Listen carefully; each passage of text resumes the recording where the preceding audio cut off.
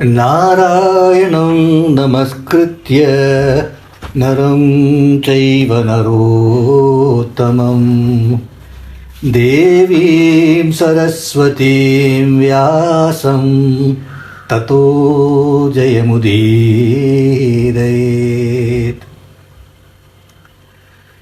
So last time we just started the Sabha Parva of Mahabharata. Then we had a week in between where we didn't continue that story. We continue today. But before we start back on exactly at the place where we left, which was in the beginning of Sabha Parva. So before we commence from the beginning of Sabha Parva, I thought we'll spend a few moments on the end again of Agni, of the previous Parva, the Adi Parva, where the forest, the entire forest, Khandava Prastha, was burned down. And that then was the entry into Sabha Parva. So there was a question that somebody asked offline to me later on, this burning down of the forest, etc. didn't sit very comfortably in the mind of that person. So I thought I'll spend a few moments exploring the concept of Agni, fire, in our tradition, both the Purana tradition and the more ancient Vedic tradition, a little bit, to the extent that a limited knowledge like I have is able to comprehend. But I also have the advantage of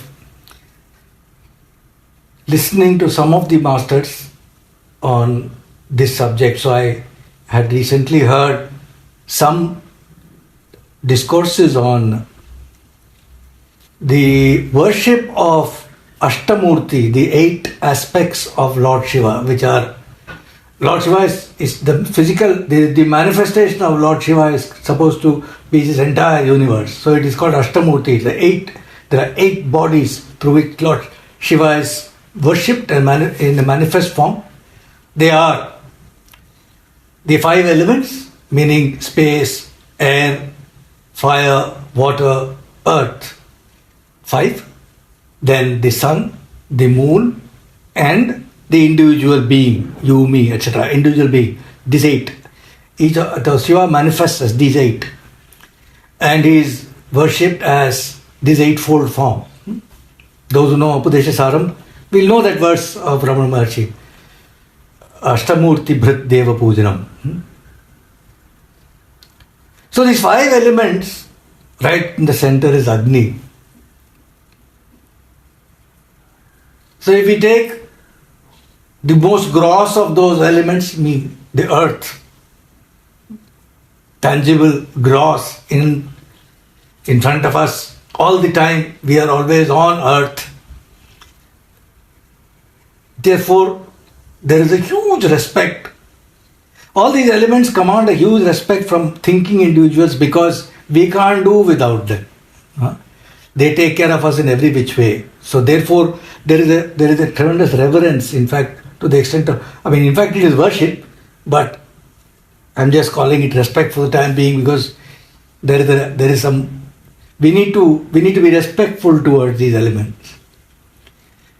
That's what these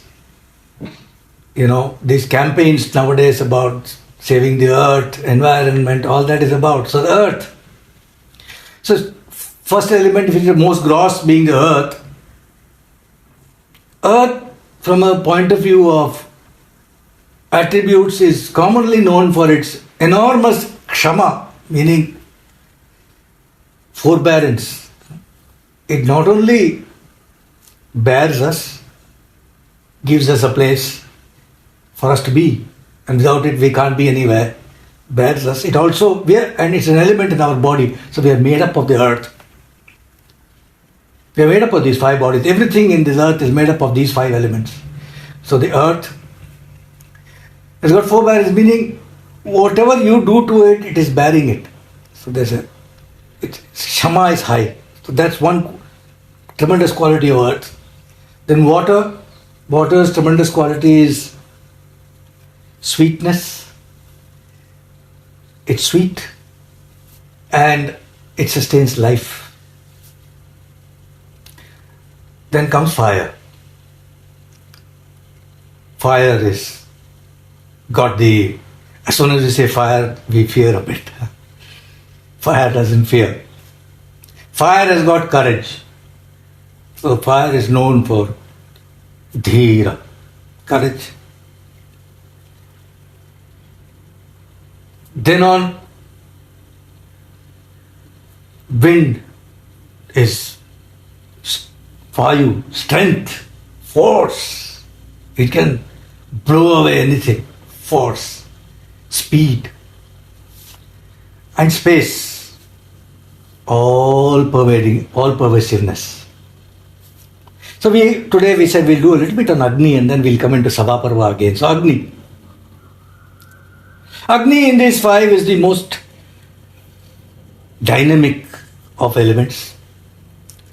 From a Veda perspective, the first Veda, being the Rig Veda, starts with the word Agni. Agni Mide. I worship Agni. And in the 1,000 odd Rigs that make one Shakha of Rig Veda, more than 200 Rigs are in praise of Agni. So Agni is a tremendous, magnificent Murti in the Vedic tradition, and therefore it is the foremost linga, meaning by linga you mean the symbol or idol or icon, the foremost icon of Ishvara in the Veda, Agni. It is etymologically derived from the fact that it is agre nayati, angati urdhvam yati, meaning basically it takes you forward, it takes you up. It moves forward, it moves up. It stands for gati, progress, pragati. It gives you light, tejas, it gives you heat. It is known as Jata Veda, meaning it knows all. It knows all since the beginning of time. It knows everything. The past, present, and the future. Agni knows you. Agni knows your karma. It knows every thought of yours, every deed that I do, you do, is known to Agni. It's called Jata Veda. That's why in every karma Vedic tradition there will be Agni as Sakshi. With Agni Sakshi. When Rama declares friendship with Sugriva for life, he does it in Agni Sakshi. Agni is called upon by Sita as well. Agni. Agni knows the karma, it registers, keeps track of the karma, and in fact, in the form of Durga, it gives the fruits of karma as well. That's a very core role Agni plays. Agni is also called Havyavat, meaning Agni is a vehicle for us to connect with the Devatas. So if we have to make an offering in a yajna, we cannot directly give it to Indra or Varuna or anybody else. We have to do it via Agni. Now Agni will transform that offering and make it something that the gods will take. So it's that transformational capability that Agni has. It purifies. So when you burn something, the gold is burnt and purified in fire. So it purifies, so it's Pavaka. It's called Pavaka. And therefore, when we see the Khandavana, for example, the forest fire, or we hear of massive forest fires in the world, whether it's in America or in Australia, there was a tremendous forest fire. Every year there's some forest fire there, big one. Or in the Himalayas, there is a forest fire. There is fear. Imagine the scale of it. But at the same time, nature is actually rejuvenating itself. That forest fire, in a sense, is good for the forest. And there's a new forest that's going to come up. So long as we don't interfere, the forest takes care of itself. So there is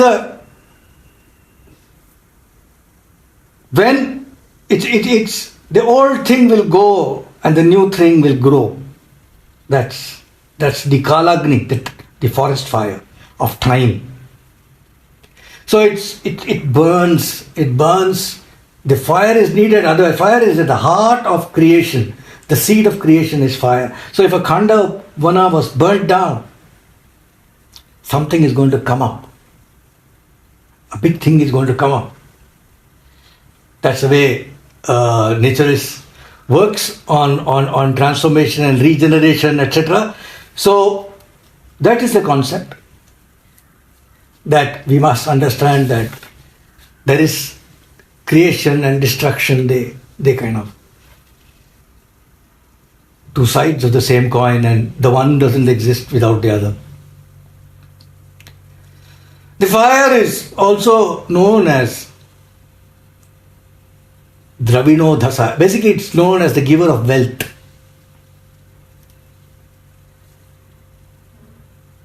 Dhanamicche Thutasna. So if you want wealth, if you want to worship Lakshmi and you want to avoid Agni, apparently it won't work.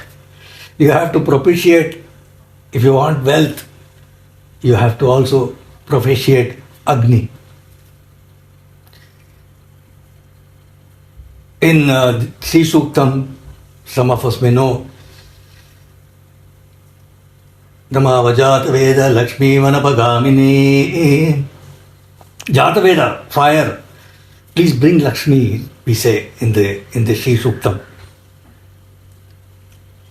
So it is Agni who in Mahabharata at the end of the first Adi Parva, he came in person.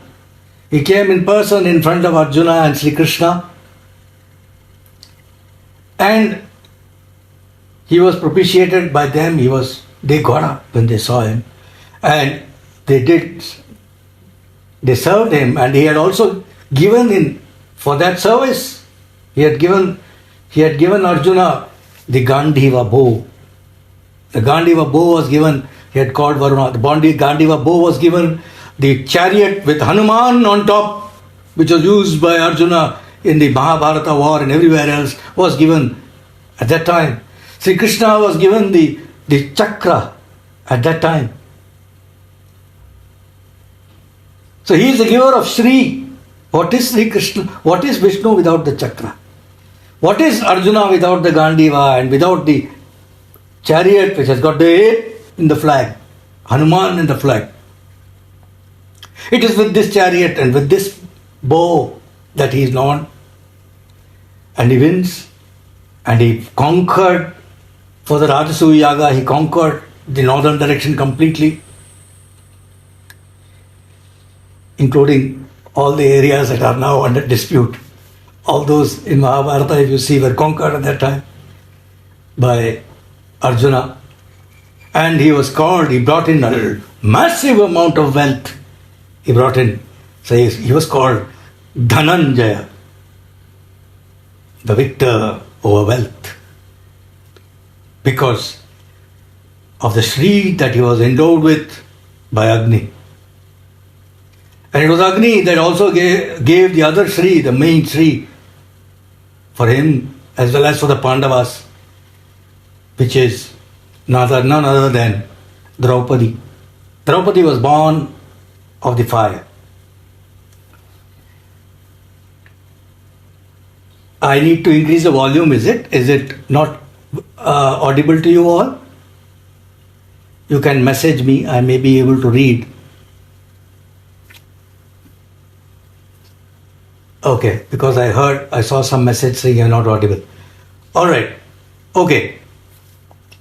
So, we saw that he's a giver of wealth, and in our own person, in the human body, The element of fire is what is, we know that we are alive.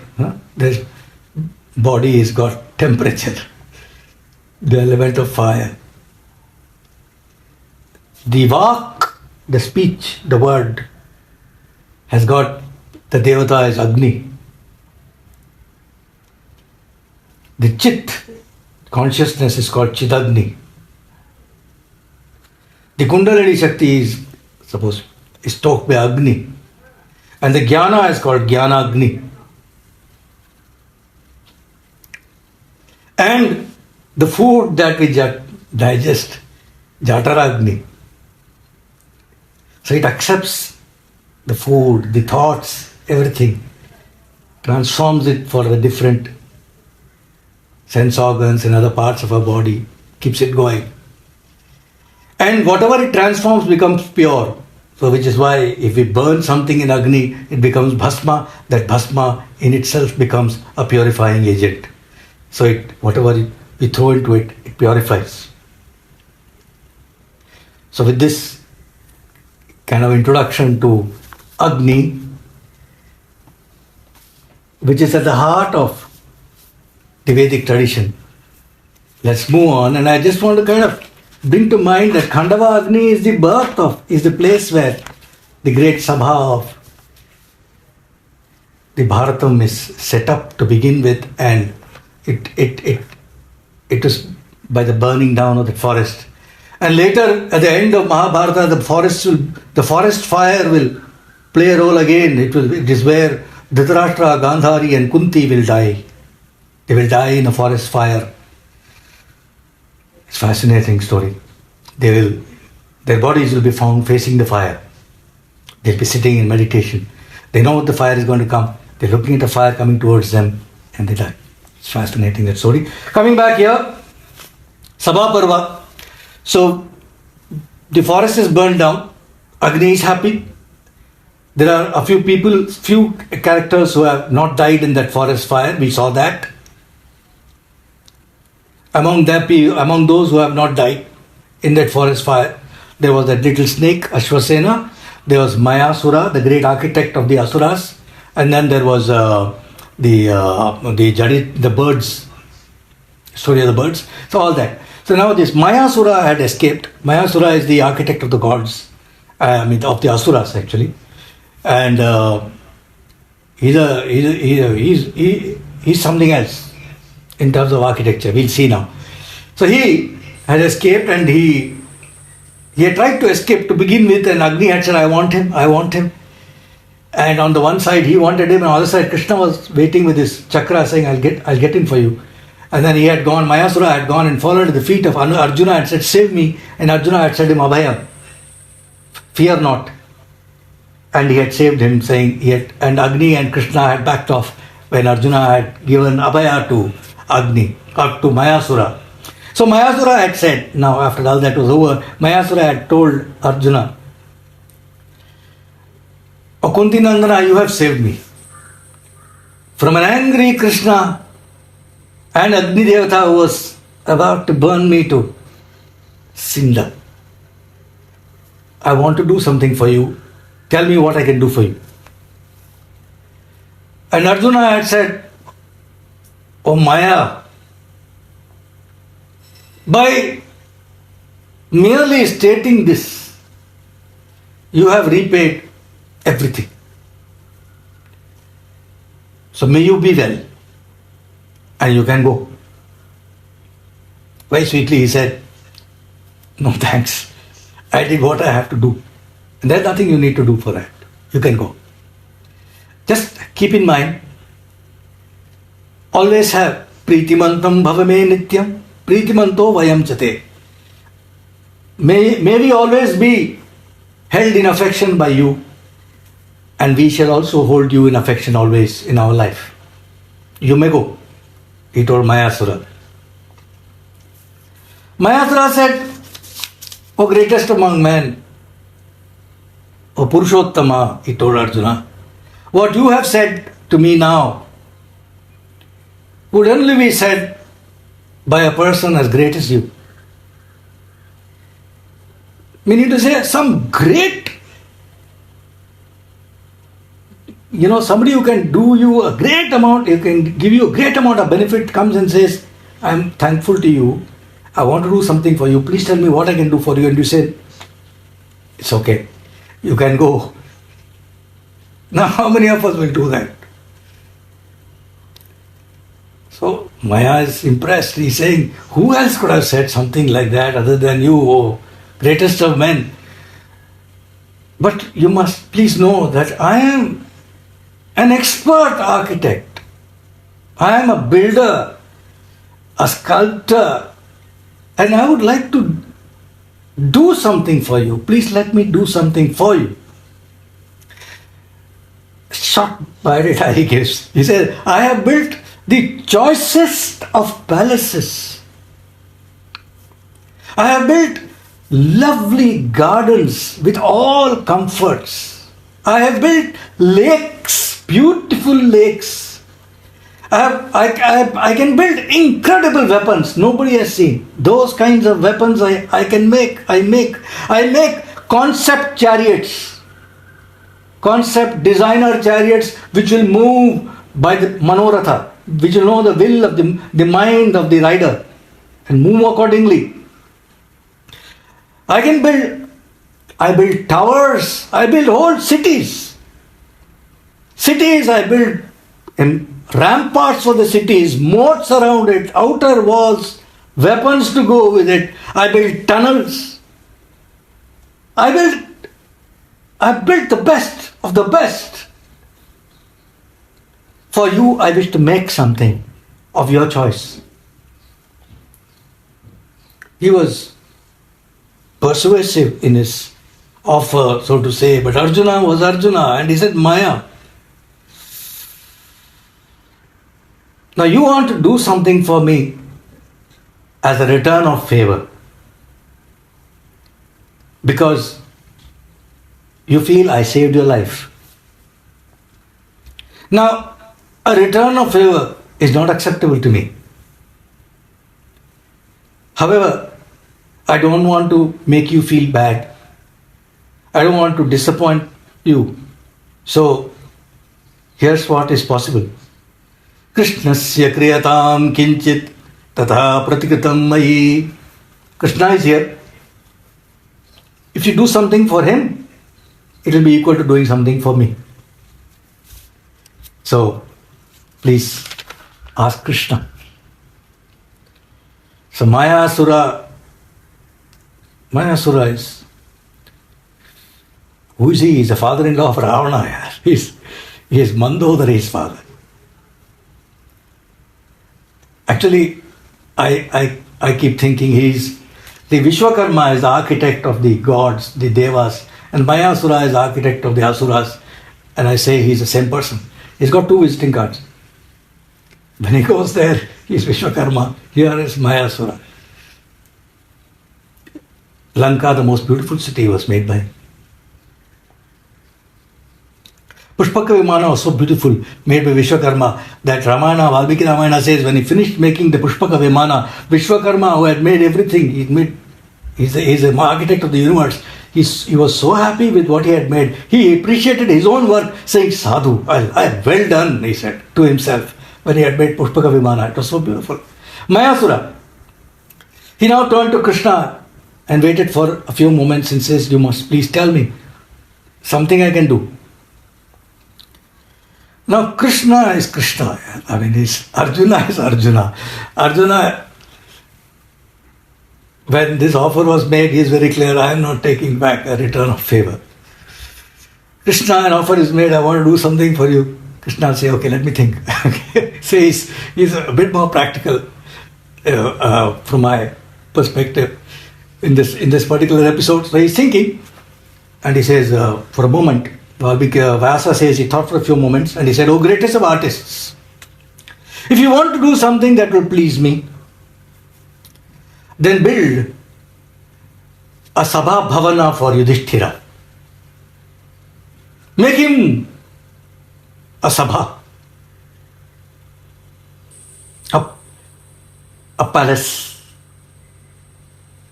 place, a Sabha Bhavana for Yudhishthira, such a one that the whole world will be amazed when they see it, and it should not be, nobody should be able to duplicate it. There can be no copy, it cannot be copied. Such a Sabha Bhavana make for Yudhishthira. That will please me. So he said, your wish, my command. So Krishna said, come, we'll meet Yudhishthira. So Krishna, Arjuna, Mayasura, all of them went to meet Yudhishthira. Yudhishthira was there and Indraprastha had started. Things were going on, but there was no Sabha Bhavana at that time. A palace of such beauty that the world will look at it with awe. That was not yet there. So this is what Sri Krishna had asked Mayasura to make. So they went and Krishna introduced Mayasura to Yudhishthira, and Yudhishthira, the architect of the gods, is always held in great respect, of the Asuras also, great respect. So he had done in the honors, and likewise Mayasura did the honors, and Yudhishthira said, you must reside with us for some time. So what happens is when you are an architect for somebody like Pandavas or something like that, you have to make a Sabha Bhavana for Yudhishthira. It's not that Mayasura, even Mayasura too, when he told Arjuna, he said, I want to make something of your choice. So an architect has to kind of sit down with the client and understand the client's needs, so to say, right? He has to understand the various dreams that they have, and also understand what they're not saying and what they need, and etc. And also bring best practices from whatever they have done and they have seen, etc. And understand the local place and what is good, what works, what won't work, etc. And then come up with, this is what we will build, and then build it. So it's not something that you say that you build a Sabha Bhavana and here it is, and this is the plan. Do you think this is okay? It doesn't work like that. So he has to now get to understand the Pandavas. So he has to stay there, and so he's welcome to stay there. And they have a lot of conversations. And as a part of the conversations, to keep the conversations going, there are many, many, many stories that Mayasura tells Yudhishthira and the Pandavas. He must have told stories of many, many Asuras for whom he has done so many projects. And about them, what was that background, what was done, what did they do, what were their accomplishments, all of that, etc. They talked about, and then some idea kept coming properly. Then he was a bit clear now, Mayasura. And therefore, on an auspicious day and time, he chose one particular date, one particular time, and he gave dana on that day. He was to inaugurate his work that day. He gave a lot of dana to Brahmanas, to Vedavids. He had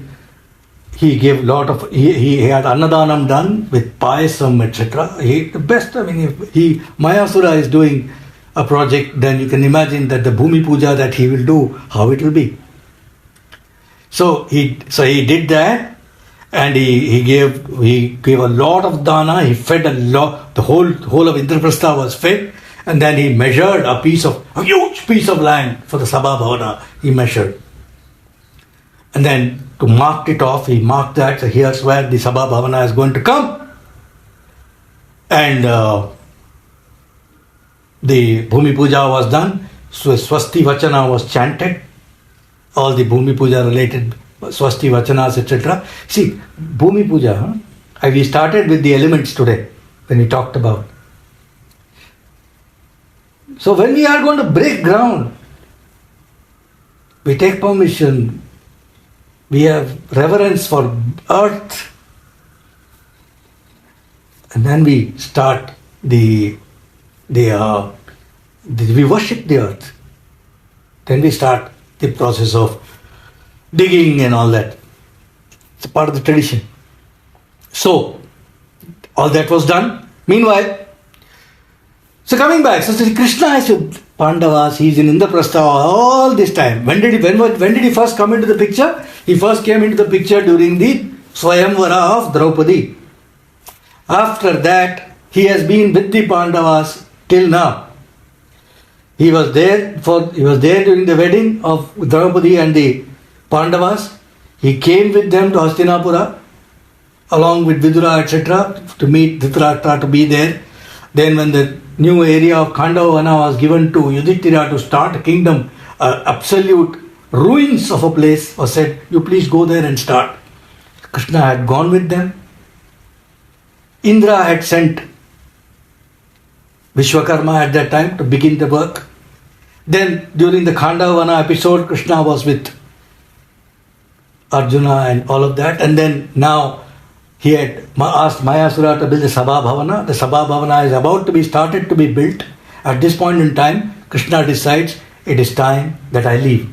Now he has to go back to Dwaraka. He has got his family, he's got a kingdom there. Of course, it's ruled by Ugrasena, but it's his place. So that's where he has to go. So he wants to go back there. So he decides that he needs to take leave. So first, quietly he goes, and who does he first take leave from? Think in your mind, and I'll tell you the answer. He first goes to Kunti. He goes to Kunti. Kunti is his aunt, his father's sister, actual sister. So he goes first to her.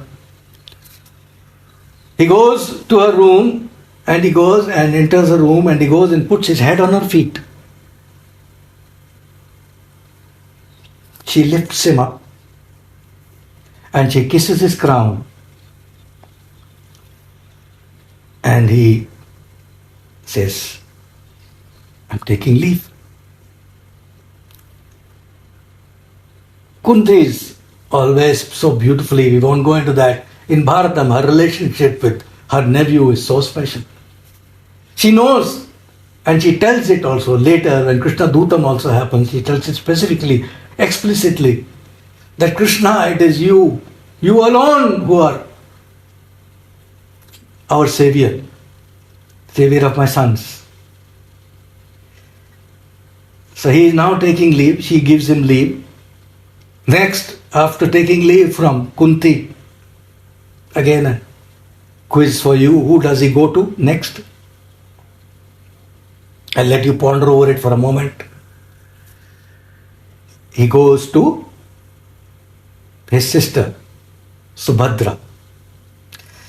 In between all this, before, this happened after Draupadi's, after Indraprastha had started. But Indraprastha had started and Arjuna had gone on his sannyasa, that, his exile. He had married 2-3 people on the way. Chitrangada, Ulupi, and then Subhadra, Krishna's sister, the beautiful sister of Krishna. So she is there now in Indraprastha. So now, till now, so in that sense, it's a tough for him, tough for her. He's now got to leave. He has to go back to Dwaraka. So he goes there to meet her. And Vyasa, so beautiful, he says, when Krishna went to meet Subhadra, he had tears in his eyes. He doesn't say Subhadra had tears in her eyes. He says Krishna has tears in his eyes. Arthyam tatyam hitam vakyam lagayuktam anuttaram uvacha bhagavan bhadram subhadram bhadrabhashinim. Bhadram subhadram bhadrabhashinim. Bhadram, auspicious.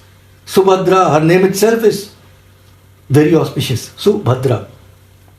Bhadrabhashinim, she speaks Mangalama, auspiciously, nicely. Goodness in her speech. Sachapa Subhadra, he went and he didn't, like with Kunti, he had taken leave a little bit quickly. With his sister, he also gave some advice to his sister. Arthyam tatyam hitam vakyam laghuyuktam anuttaram. He told her, we don't know, Vyasa doesn't tell us what he told her. It's left to ourselves to think.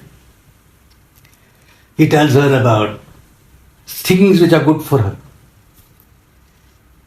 things which will be useful for her. Those kinds of things she says. Maybe saying don't, Arjuna is like this, so don't get bothered that much.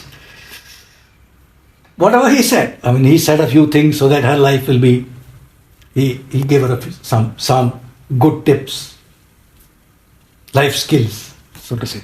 Hitam Vakyam, he told her. And then he told her, I'll take leave. So she immediately fell on the ground. She bowed to him. She prayed to him.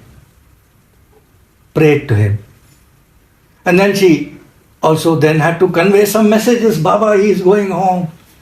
She had left that day from Dwarka. She was going peacefully on the way to the temple in the hill during a festival in Dwarka. She was going to attend that, so she was going to the temple. And this Arjuna had come in a fast chariot and picked her up and put her in the chariot and brought her to Indraprastha. After that, she's been kidnapped. She's not met her parents or anybody. Nothing. She's not taken leave, nothing. So now Krishna is going back. So she sends messages, inquiries, heartfelt inquiries to her parents, to her relatives and to her friends. She tells Krishna, you must tell her this and you must tell her this, etc. Krishna has this ability, which is a great ability. Not very few men are endowed with it. Very, very few men are endowed with it. He can actually converse with women nicely. He can listen to them. He can talk to them. And he can make them feel comforted and happy. He's a magic man. So he did that to the sister. He heard her.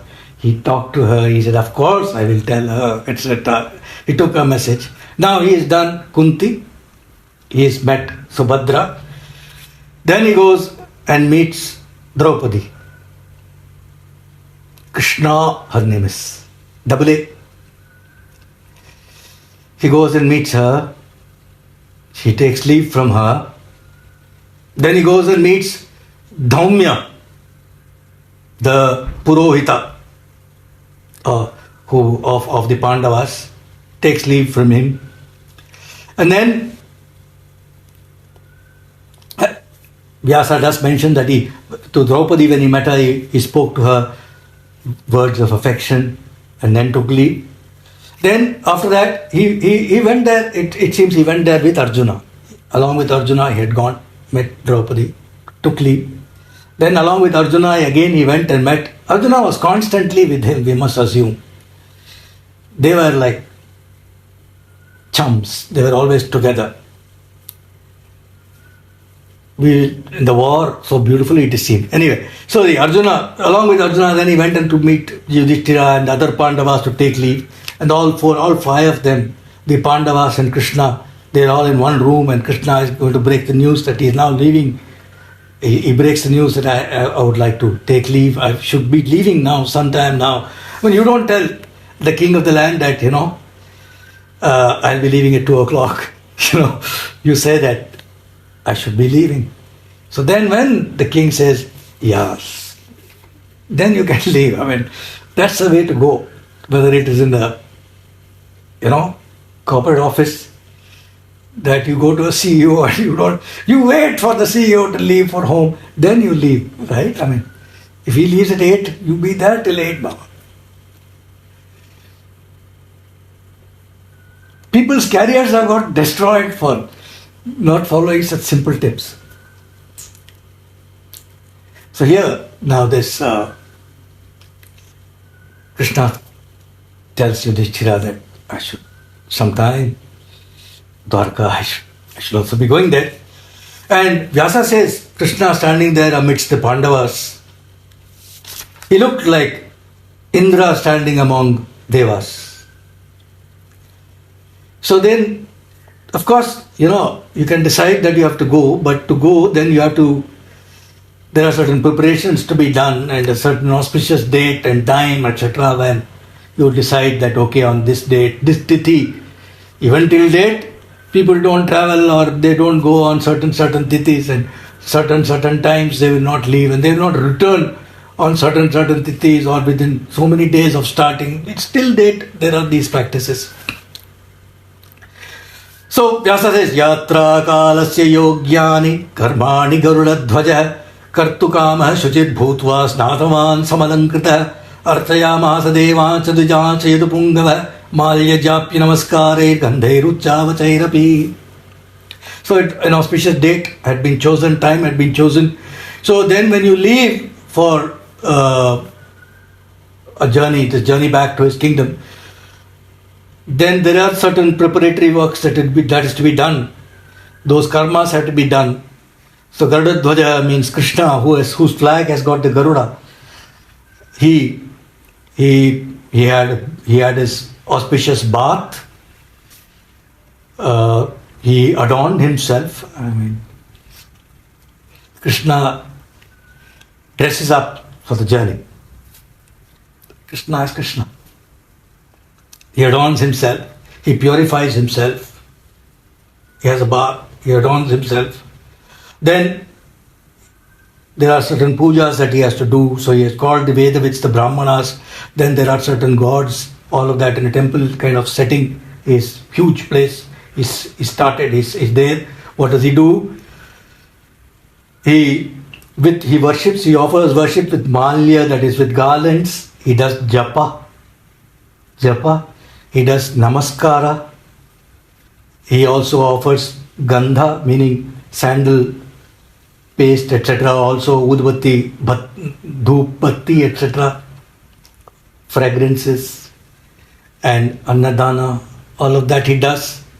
So for the auspicious start back, he did pradakshina of the elders, of the brahmanas there. And they all chanted Swasti Vachana, the auspicious words of blessing, which is always done before, when a start is to be done, whether it's the start of a journey or the start of a war. Swasti Vachana. Swasti Vachana to whom? To Krishna. Krishna, who in Vishnu Sahasranama, Bhishma says, Swasti Krit Swasti Bhuk Swasti Swasti Bhuk Swasti Dakshina. Swastida, he is the giver of Swasti. Swasti, he is auspiciousness. He is the consumer of auspiciousness. He is the doer of auspicious deeds. To him who is auspiciousness itself, the Brahmanas chant the Swasti Vachana. Very, very devotedly, Sri Krishna accepts those blessings. Then at the auspicious time, he got on to his chariot. Beautiful chariot, Krishna chariot, golden chariot, adorned with the flag of Garuda. He had his weapons, his gada, his mace, his conch, panchadanya, his chakra, which had been given to him during this trip, his bow, Sharanga Tanma he is, and other weapons.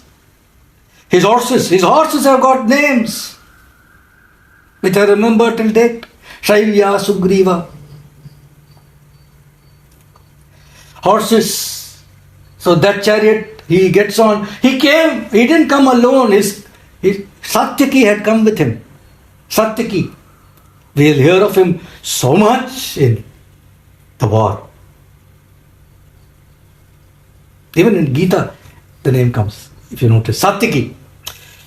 Satyaki and Krishna got onto the chariot. The charioteer is Daruka. He is holding the reins of the horses. So they all get in now ready to leave. And at that time, whole of Indraprastha led by the king Yudhishthira are to bid them farewell. Yudhishthira, in a moment of thought, he told the charioteer Daruka, he gestured to him and said, "Move aside." The king told him, "Move aside." Daruka, the charioteer in our tradition, is a very, very wise man. The Suta is always a very wise man. To him is entrusted the life of the Yajamana. He knows the mind of the Yajamana. He knows the horses. He knows everything. He knows history. He is supposed to encourage him in a battle situation, save his life. Ravana's charioteer in the Ramayana, at a point when he is in a very bad shape and Rama could have killed him, at that time Ravana's charioteer takes the chariot away from the battlefield and flees, takes him away. And when he takes him out of the battle, Ravana shouts at him saying, "What have you done? Ravana, you've taken me out of the battlefield without my orders. Who told you?" Shouts at him. Then the charioteer puts rank and says, "I have this right. You shall fight another day." That is the charioteer. So Daruka, he knows everything. So Daruka is there sitting in the chariot and Yudhishthira tells him, "Move aside." So he moves aside. Yudhishthira gets onto the chariot and takes the reins in his hands. This is Mahabharata. I don't know, I get absolutely floored when I read these situations. The king has got on, he's got the reins in his hands.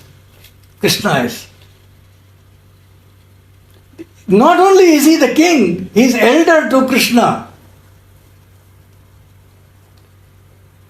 He gets on and takes on the reins, and Krishna will repay this. He will not keep this debt. He will not just become the charioteer. He'll become the charioteer of the devotee of Yudhishthira, Arjuna, for the war.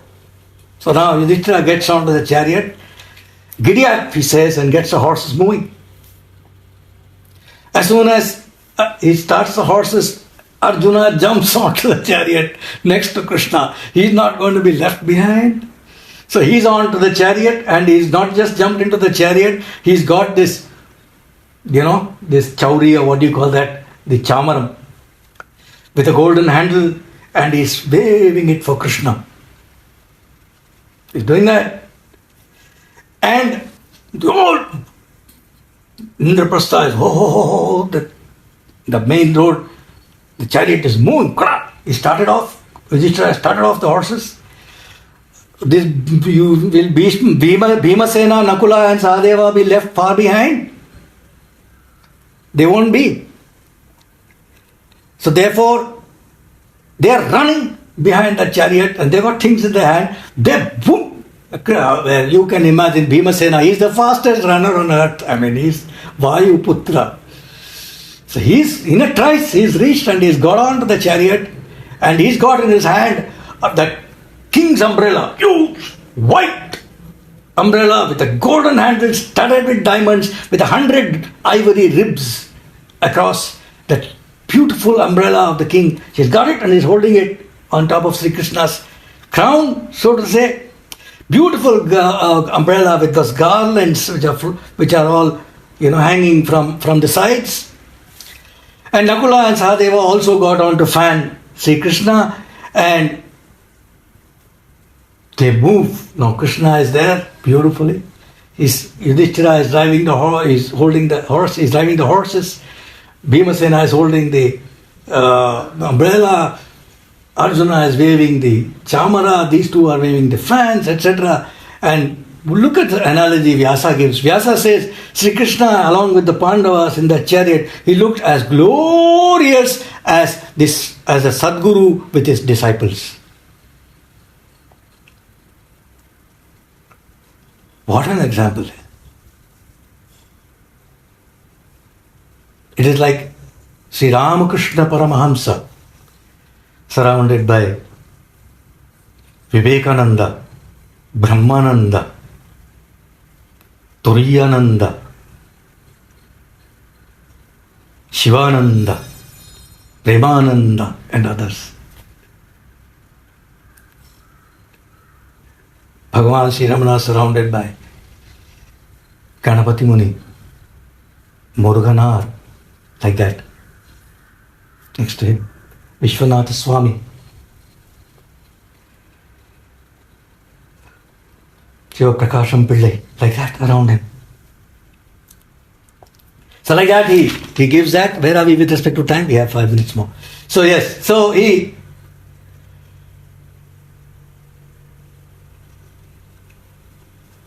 what is the predominant sentiment here when he gives this analogy of the Sadguru surrounded by his disciples, Krishna surrounded by the Pandavas? The predominant sentiment is that of love. Anbe Shivam, it is that Anbu. There is a tremendous love here when in this situation, in that chariot. And Arjuna, love means heartbreaking always. So Arjuna is heartbroken, says Vyasa, that Krishna is leaving. He's there on the chariot, but he's heartbroken.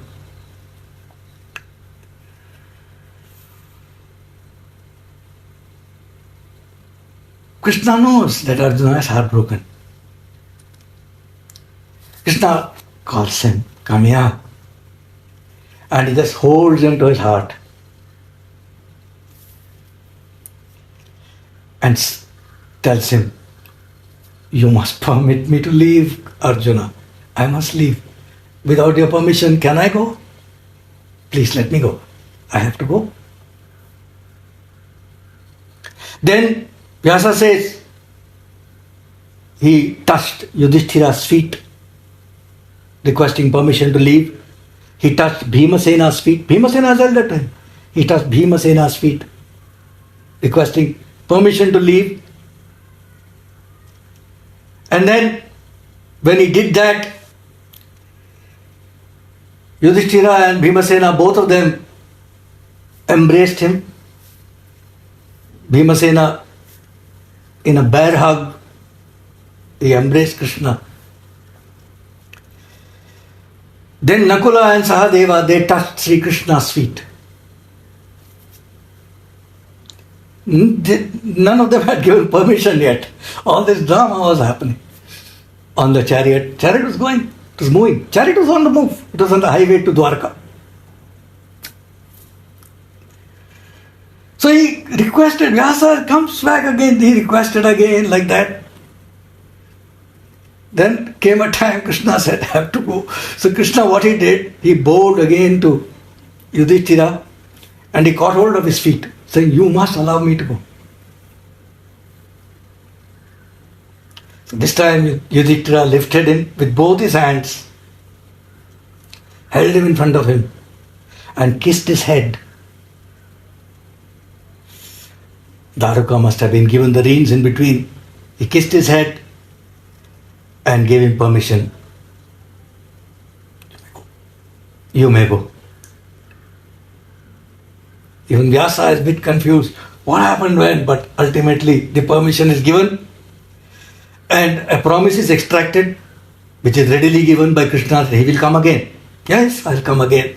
He'll come again. He's happily, now having persuaded everybody, he happily leaves for Dwarka. The Pandavas have gotten down from the chariot. Now Krishna must have, Daruka knows that now we will have to speed up. Meaning to say, you don't immediately take off like a Lamborghini or a Ferrari or something. You go at a certain speed now, away, certain move slowly. Then you pick up speed and you are out of the horizon. And until you are out of the horizon, these people are looking at you. The Pandavas are on the road, looking in the direction of Sri Krishna, where he has gone. Vyasa says, till their eyes could follow the sight of him.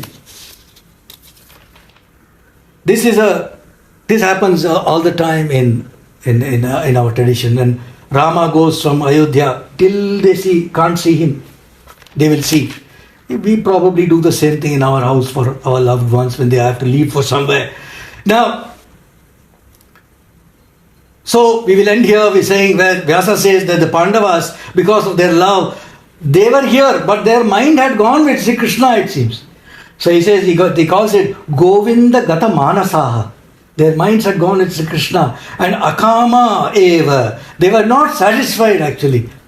They were not satisfied with all Krishna's. They wanted more, but he had gone, their mind had gone with him. On that note, we'll conclude here today. Hara Nama Parvati Pataye Hara Mahadeva Janaki Kanta Smaranam Jai Jai Rama Rama Gopika Jivana Smaranam Govinda Govinda Vetrivil Muruganukku Hara Haro Hara Sri Sadguru Swaminah Jai Sri Anjaneya Swaminah Jai